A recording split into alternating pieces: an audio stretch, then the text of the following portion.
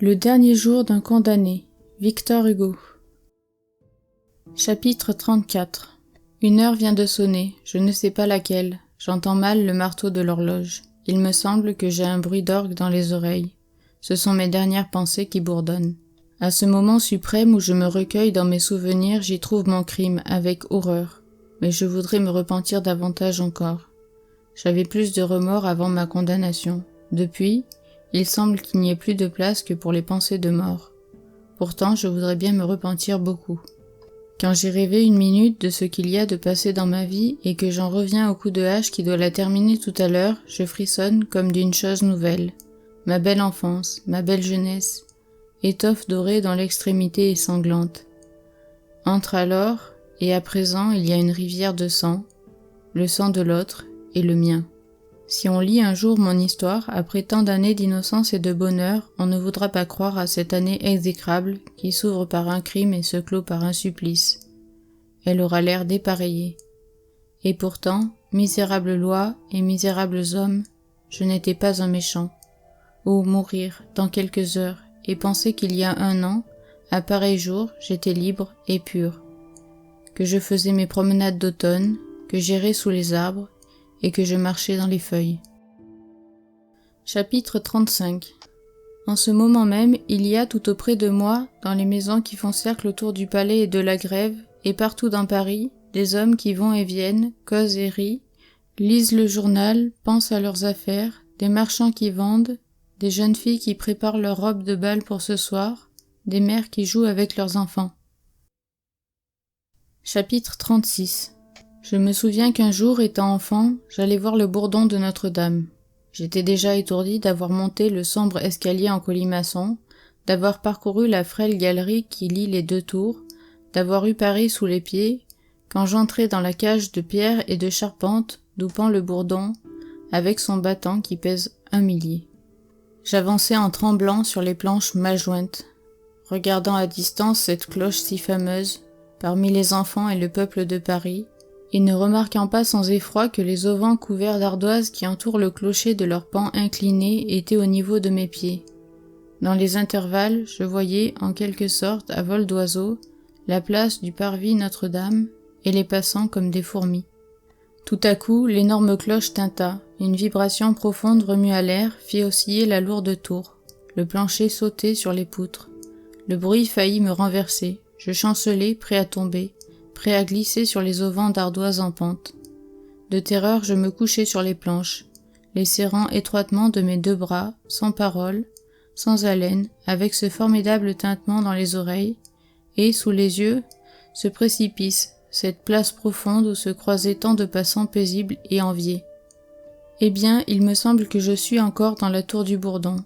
C'est tout un ensemble, un étourdissement et un éblouissement. Il y a comme un bruit de cloche qui ébranle les cavités de mon cerveau, et autour de moi je n'aperçois plus cette vie plane et tranquille que j'ai quittée, et où les autres hommes cheminent encore, que de loin et à travers les crevasses d'un abîme.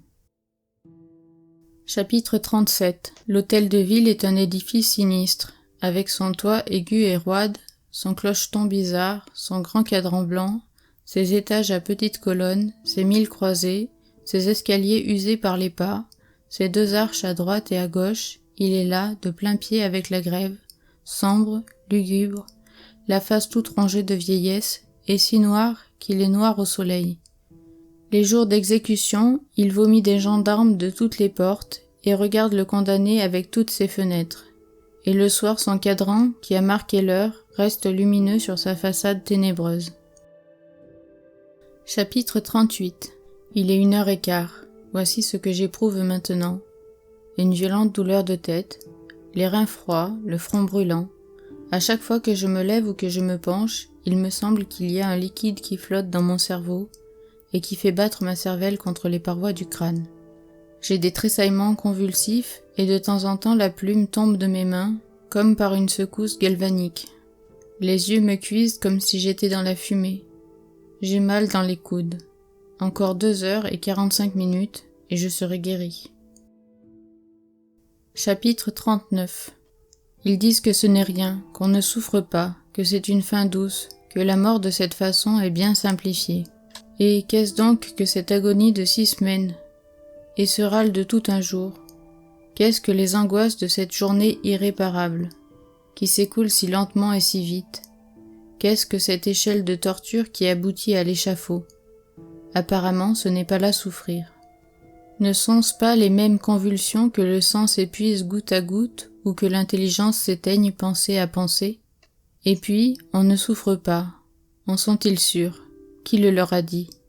Compte-t-on que jamais une tête coupée se soit dressée sanglante au bord du panier et qu'elle ait crié au peuple « Cela ne fait pas de mal ». Y a-t-il des morts de leur façon qui soient venus remercier et leur dire « C'est bien inventé, tenez-vous-en là, la mécanique est bonne ». Est-ce Robespierre? Est-ce Louis XVI? Non, rien, moins qu'une minute, moins qu'une seconde et la chose est faite. Se sont-ils jamais mis seulement en pensée à la place de celui qui est là, au moment où le lourd tranchant qui tombe mord la chair, rompt les nerfs, brise les vertèbres? Mais quoi, une demi-seconde. La douleur est escamotée. Horreur. Chapitre 40. Il est singulier que je pense sans cesse au roi. J'ai beau faire, beau secouer la tête, j'ai une voix dans l'oreille qui me dit toujours. Il y a dans cette même ville, à cette même heure, et pas loin d'ici, dans un autre palais, un homme qui a aussi des gardes à toutes ses portes, un homme unique comme toi dans le peuple, avec cette différence qu'il est aussi haut que tu es bas. Sa vie entière, minute par minute, n'est que gloire, grandeur, délices, enivrement. Tout est autour de lui, amour, respect, vénération. Les voix les plus hautes deviennent basses en lui parlant, et les fronts les plus fiers ploient. Il n'a que de la soie et de l'or sous les yeux. À cette heure, il tient quelques conseils de ministres, où tous sont de son avis, ou bien songent à la chasse de demain, au bal de ce soir, sûr que la fête viendra à l'heure, et laissant à d'autres le travail de ses plaisirs. Eh bien, cet homme est de chair et d'os comme toi. Et pour qu'à l'instant même l'horrible échafaud s'écroulât, pour que tout te fût rendu, vie, liberté, fortune, famille, il suffirait qu'il écrivît, avec cette plume, les 7 lettres de son nom au bas d'un morceau de papier, ou même que son carrosse rencontrât ta charrette, et il est bon, et il ne demanderait pas mieux peut-être, et il n'en sera rien.